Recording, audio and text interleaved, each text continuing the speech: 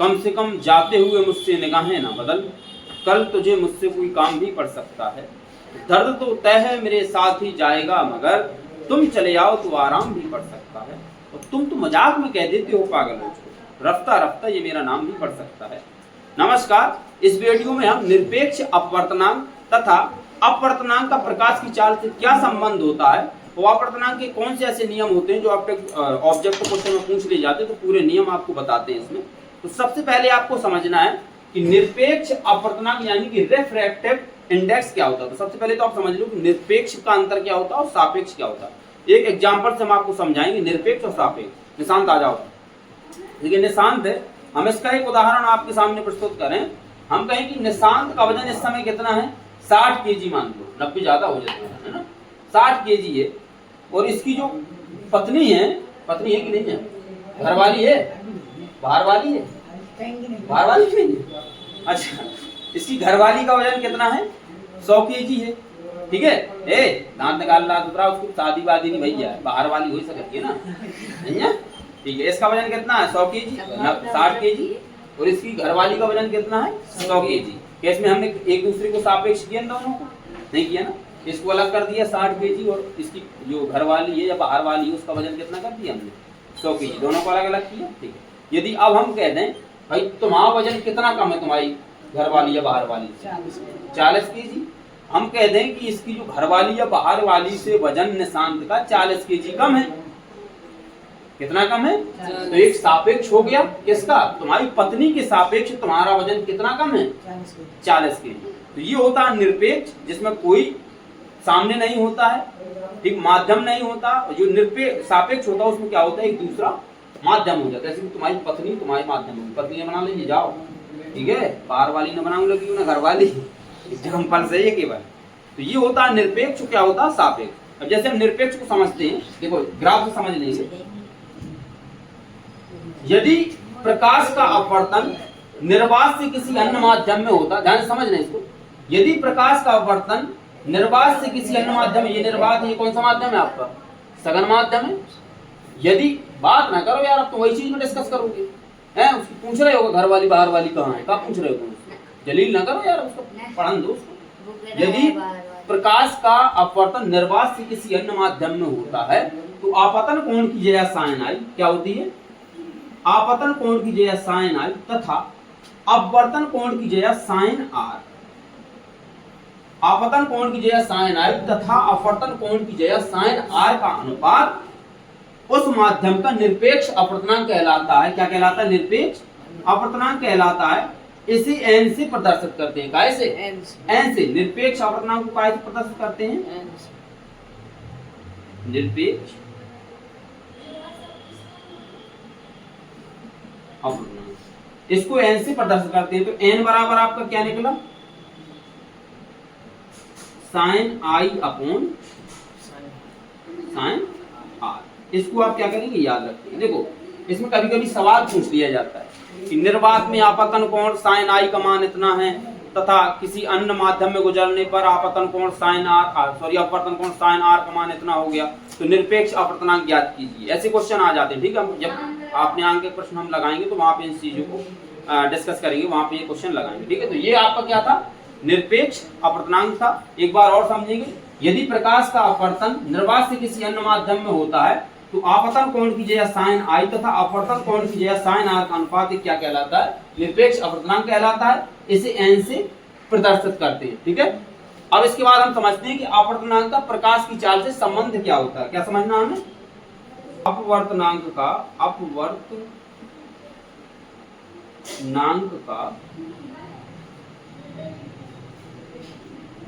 प्रकाश की चाल से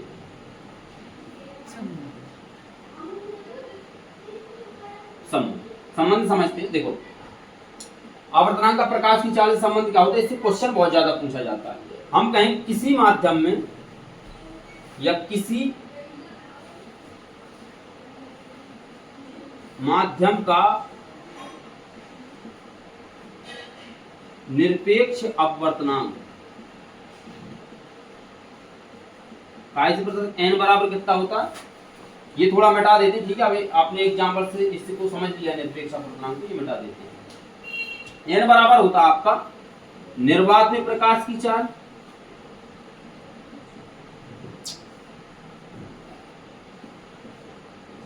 बटे माध्यम में प्रकाश की चाल।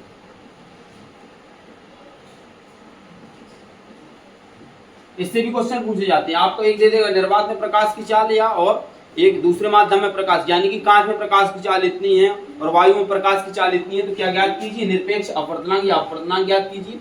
यदि उसने दे दिया कि जल का अपवर्तनांक 1.33 है और निर्वात में प्रकाश की चाल इतनी है, तो माध्यम में प्रकाश की चाल ज्ञात कीजिए। तो अभी आप क्या कर सकते हैं, निकाल सकते हैं। तो ये था किसी माध्यम का निरपेक्ष अपवर्तनांक n बराबर होता है निर्वात में प्रकाश की चाल तथा बटे माध्यम में प्रकाश की चाल।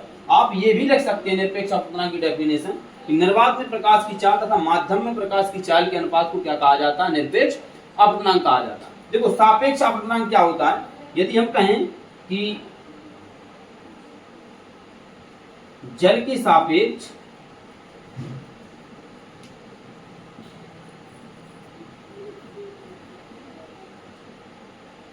कांच का अपवर्तन, अपवर्तनांक को कैसे प्रदर्शित करते हैं, n से। क्या होगा भाई, जल क्या है, जल के सापेक्ष कांच, जल कैसा है, विरल माध्यम है और कांच कैसा है, सघन माध्यम है। तो हो क्या जाएगा आपका, जल में प्रकाश की चाल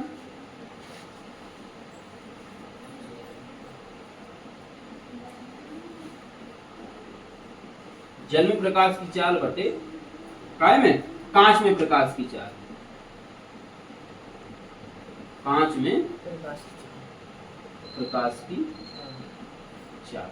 ये आपने समझ लिया। इसके बाद हम एक आपको क्वेश्चन भी इसका समझा देते हैं, ठीक है। इसको हम मिटा देते हैं, इसके बाद क्वेश्चन लगाएंगे, तब तक के लिए वीडियो को रोक देते हैं। क्वेश्चन आपकी स्क्रीन पर है। इसमें क्वेश्चन में दिया कह रहा हवा में प्रकाश की चाल 3 × 10⁸ मीटर प्रति सेकंड है। हवा में कितनी है, हवा में प्रकाश की चाल 3 × 10⁸ मीटर प्रति सेकंड। ये हमने लिखवाया था। हवा का मतलब क्या है, निर्वात। निर्वात में प्रकाश की चाल कितनी होती है, 3 × 10⁸ मीटर प्रति सेकंड, ठीक है। अब इसके बाद कह रहा है यदि और हवा के सापेक्ष पानी का अपवर्तनांक, क्या, हवा के सापेक्ष पानी का अपवर्तनांक कितना है, 4/3। कितना है, 4/3, ठीक है। 3 का भाग 4 में लगाओगे तो कितना आएगा, 3 एकम 3, 1.33। अभी हमने क्या बताया था, जल का अपवर्तनांक कितना होता है, 1.33, ठीक है। ये हवा के सापेक्ष पानी का अपवर्तनांक, जल का अपवर्तनांक दिया 4/3। अब पूछ क्या रहा है, कह रहा पानी में प्रकाश की चाल, पूछ क्या रहा है, पानी में प्रकाश की चाल बराबर क्या करना, हमें ज्ञात करना, ठीक है। अच्छा, जब आपको ये दिया था कि हवा के सापेक्ष पानी का अपवर्तनांक, तो आपको लिखना क्या था, हवा के सापेक्ष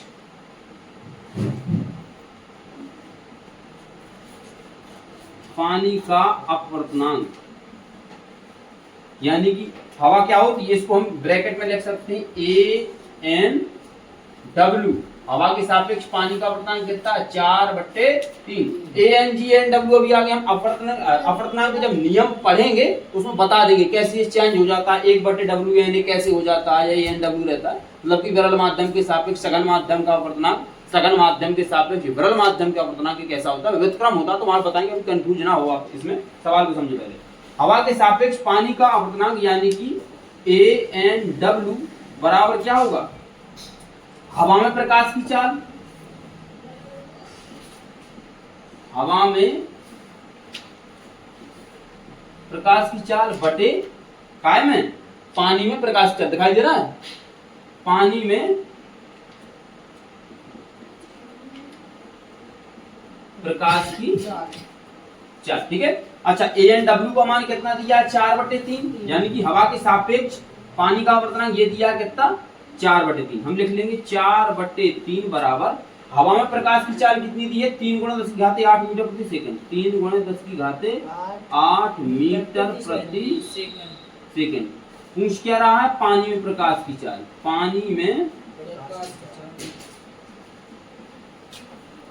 प्रकाश की चाल।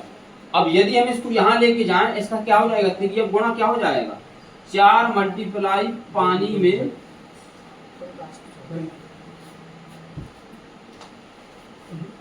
प्रकाश की चाल बराबर 3 मल्टीप्लाई 3 गुणे 10 की घाते 8 मीटर प्रति सेकंड, यही आएगा। अब यदि 4 को हम यहाँ भेज दें तो 4 यहाँ से हटेगा तो यहाँ काय में हो जाएगा? बटे में। तो ये कितना हो जाएगा? पानी में प्रकाश की चाल, पानी में डायरेक्ट लिख देते हैं 4 बराबर, देखो पानी में प्रकाश की चाल यानी कि जल में प्रकाश की चाल होती कितनी है? 2.25 गुणे 10 की घाते 8 मीटर प्रति सेकंड होती है। लेकिन इतनी लिख लेगी। ये 3 तरह का कितना हो जाएगा? 9 मल्टीप्लाई 10 की घाते 8 मीटर प्रति सेकंड बटे 4। 4 का भाग 9 में दे लो आप। 4 दूनी 8, 1 बचा 0.4 दूनी 8, 2 बचा 0 लगाई, 4 पंचे 20। हल्के कितना आया? बराबर 2.25 गुणे 10 की घाते 8 मीटर प्रति सेकंड। ये क्या है? पानी में प्रकाश की चाल। तो जब सापेक्ष पूछा जाएगा आपसे, यानी कि वायु के सापेक्ष कांच का अपवर्तनांक, कांच के सापेक्ष वायु का अपवर्तनांक, तो उसमें क्वेश्चन कैसे पूछे जाते हैं? ऐसे पूछे जाते हैं। तो ऐसे क्वेश्चन हम आप जब प्रश्नावली से आंकिक प्रश्न सॉल्व करेंगे तो वहां आपको बता देंगे। ठीक है, आपको इसका स्क्रीनशॉट लेना हो तो ले सकते हैं। इसके बाद हमें समझना है अपवर्तनांक के नियम। ठीक है, पहला नियम आपका कह रहा है, पहले में हम लिख देते हैं अपवर्तनांक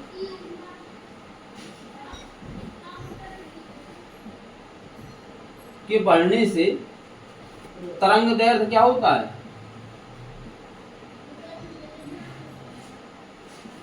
तरंग दैर्ध्य कैसा होता है? कम होता है। जिसका अपवर्तनांक अधिक होगा उसका तरंग दैर्ध्य कैसा होगा? कम होगा।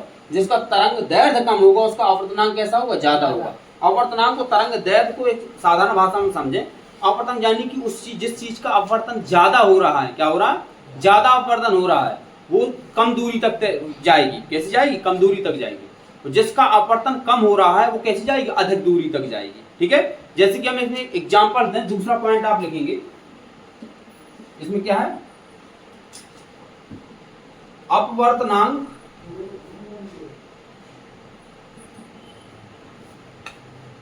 जो सबसे अधिक होता है वो किसका होता है?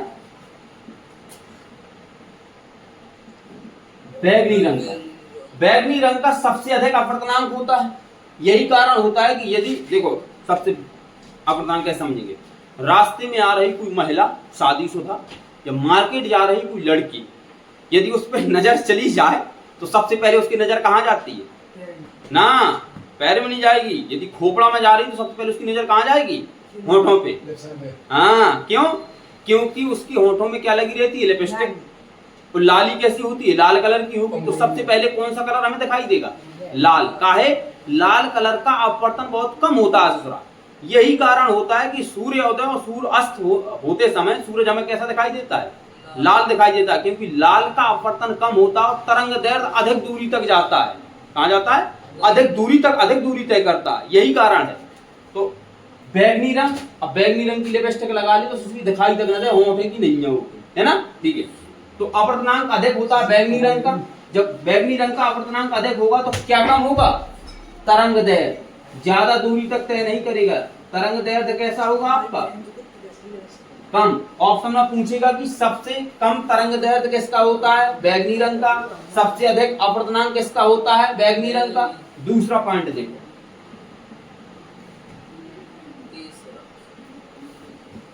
अपवर्तनांक सबसे कम किसका होता है? अभी क्या बताया? जो, हाँ क्या बताया? जो जल्दी दिखाई दे जाए फटाक से, तो उसका अपवर्तन कैसा हो रहा है? कम हो रहा है। जब हम प्रकाश का स्पेक्ट्रम पढ़ाएंगे वैज्ञानिक यहाँ पीनाला, तो इसके बारे में बताएंगे किसका कितना किस क्रम से अपवर्तन होता है। ठीक है, अपवर्तनांक सबसे कम होता है किसका? लाल रंग का। जब लाल रंग का अपवर्तनांक सबसे कम होगा तो क्या ज्यादा होगा? ये अधिक दूरी तक दिखाई देगा। तो तरंग दैर्ध्य कैसा होगा? कैसा होगा? अधिक होगा। तरंग दैर्ध्य कैसा होगा? अधिक। चौथा पॉइंट लिखेंगे, या फिर पूछ लिया जाता है ऑब्जेक्टिव टाइप क्वेश्चन में कि यदि किसी चीज का हम ताप बढ़ा दें तो अपवर्तनांक में क्या असर पड़ता है। यदि ताप बढ़ाया जाता है तो अपवर्तनांक कैसा होता है, घटने लगता है। ताप बढ़ने पर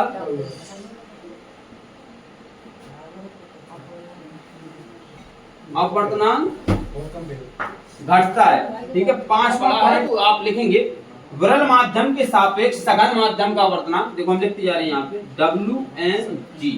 विरल माध्यम है W, यानी कि जल कैसा है, विरल माध्यम है, कांच कैसा है, सघन माध्यम है। तो विरल माध्यम के सापेक्ष सघन माध्यम का अपवर्तनांक बराबर होता है सघन माध्यम के सापेक्ष विरल माध्यम के अपवर्तनांक के व्युत्क्रम, यानी कि G/W। यहाँ पे आप समझेंगे भाई, कांच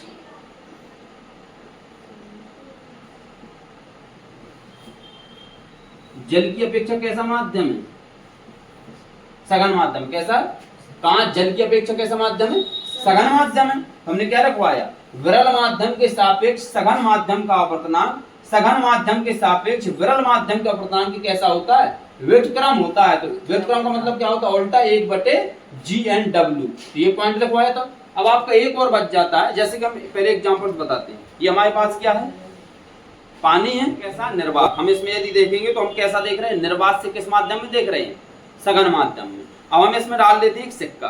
क्या डाल दिया, सिक्का। अब यदि हम, आप भी डाल दो, हमने सिक्का को देखा तो हमें ऐसा लग रहा है कि इसकी जो आभासी गहराई है वास्तविक गहराई से कैसी प्रतीत हो रही है, कम।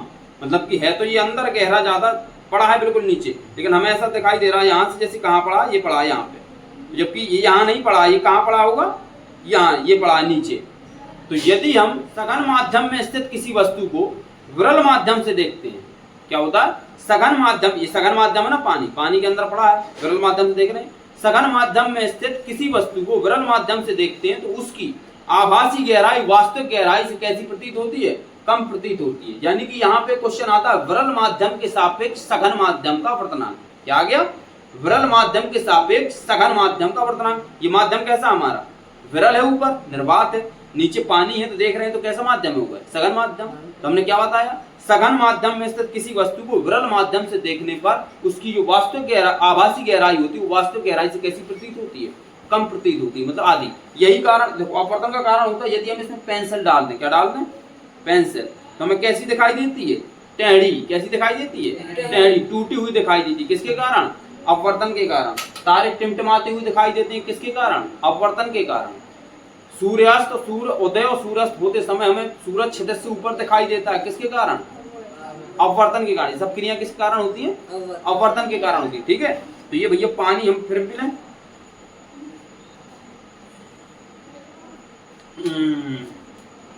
आनंद की अनुभूति। क्या बताया था हमने, सघन माध्यम में स्थित किसी वस्तु को विरल माध्यम से देखने पर तो उसकी वास्तविक आभासी गहराई होती है, वास्तविक गहराई से कैसी होती है, कम प्रतीत होती है। तो यानी कि विरल माध्यम के सापेक्ष, विरल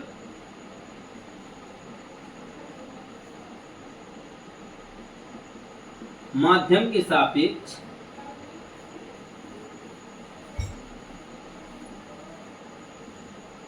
सघन माध्यम का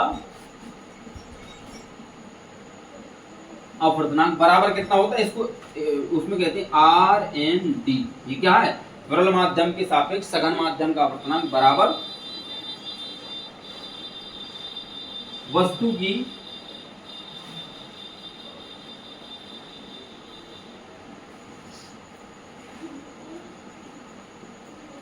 वास्तविक गहराई बटे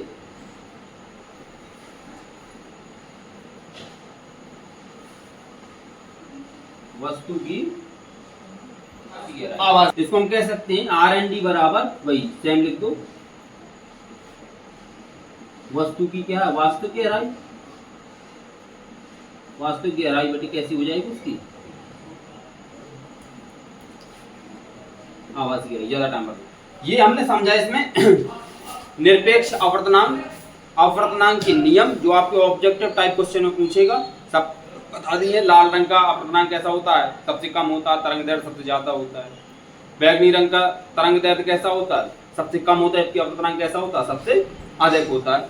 और इसमें हमने कुछ क्वेश्चन भी आपको बताएं तो इसको ध्यान से समझना, भाई ये क्वेश्चन पूछ भी सकता है। तो आज के लिए इतना ही रहने देते हैं, अब नेक्स्ट जो पार्ट आएगा उसमें हम अलग अपना टॉपिक समझेंगे। धन्यवाद।